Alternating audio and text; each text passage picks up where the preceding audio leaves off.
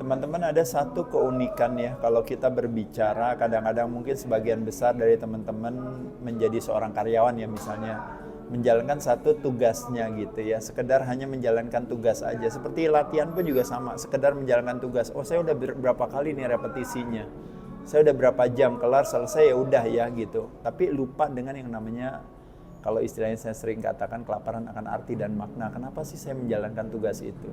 Jadi bukan alasan hanya sekedar, kalau istilahnya dalam dunia fitness ya, kalau kita berbicara resistance training, bukan hanya sekedar dalam menjalankan tugasnya, mengangkat beban dari titik A menuju destinasi B, tapi lebih kepada sebenarnya kita menikmati sebuah proses tersebut, yaitu adalah bahwa istilahnya bukan berapa sekedar kita menyelesaikan tugas, tapi stres yang diterima oleh otot yang kita targetkan pada saat kita menikmati proses tersebut, dan pada akhirnya ototnya akhirnya jadi tumbuh berkembang, dan pada saat itu apa yang terjadi teman-teman? Tulangnya jadi lebih kuat, signal ke otak jadi lebih baik, lalu sensitivitas terhadap insulin jadi lebih optimal, regulasi darah jadi lebih baik, sehingga jadi akhirnya kita mengerti bahwa alasan kenapa saya menjalankan tugas ini karena ada satu pemaknaan di baliknya, yaitu adalah bahwa ternyata dengan mempertahankan massa otot saya, komposisi tubuh saya lebih baik, maka secara metabolisme kualitas kesehatan saya baik. Nah, itu pun juga sebenarnya sama ketika kita bilang saya menjadi seorang karyawan, saya yang penting udahlah jalanin tugasnya aja, kelar, selesai, pulang, udah.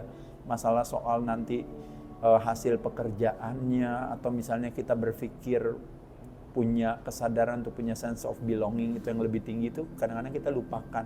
Nah, teman-teman sekalian, ingat sekali lagi, membayangkan, makanya kenapa kalau di Bali itu ada yang namanya Trihita Karana gitu. Jadi artinya kita tidak hanya mencintai sesama manusia, kita tidak hanya mencintai Sang Maha Pencipta kita, tapi kita juga mencintai alam. Maksudnya apa? Kita itu bagian daripada alam, atau manusia adalah produk alam. Alam itu adalah kepanjangan daripada kita, ekstensi kepanjangan kita, alam. Karena tubuh kita adalah akumulasi daripada alam yang kita konsumsikan ya teman-teman sekalian.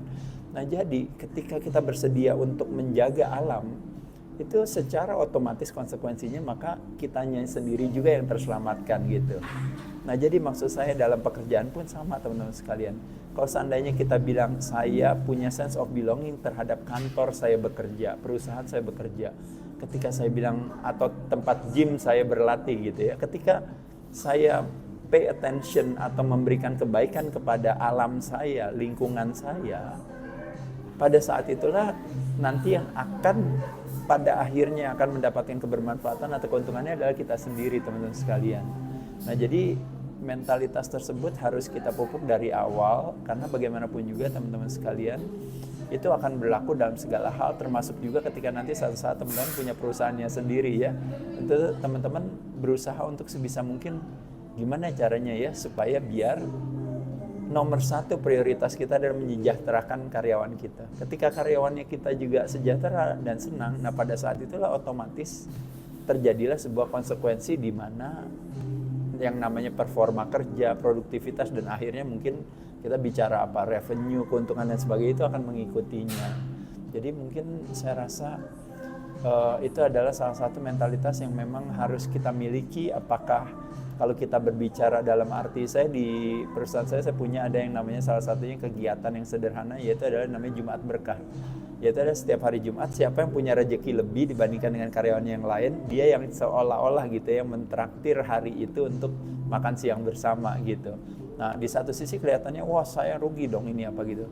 Tapi ketika dia melakukan hal itu gitu kepada sesama, kepada teman kerja ya, pada saat itu yang terjadi temannya merasa mendapatkan kebermanfaatannya. Nah, besok temannya melakukan hal yang sama juga pada dia.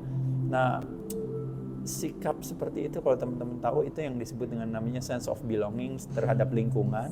Dan pada saat itulah akhirnya kalau istilahnya orang bilang ya, jadi itu yang disebut dengan namanya maju bersama. Jadi itu yang disebut dengan namanya win-win situasi gitu ya. Jadi artinya kadang-kadang kelihatannya kitanya rugi dong kita memberikan itu, tapi ketika kita memberikan kebaikan kepada alam kita otomatis akan memberikan kebaikan kepada kita. Itu yang disebut yang namanya law of attraction, atau istilah orang bilang kita attract, we don't attract what we want, tapi we attract what we are gitu ya.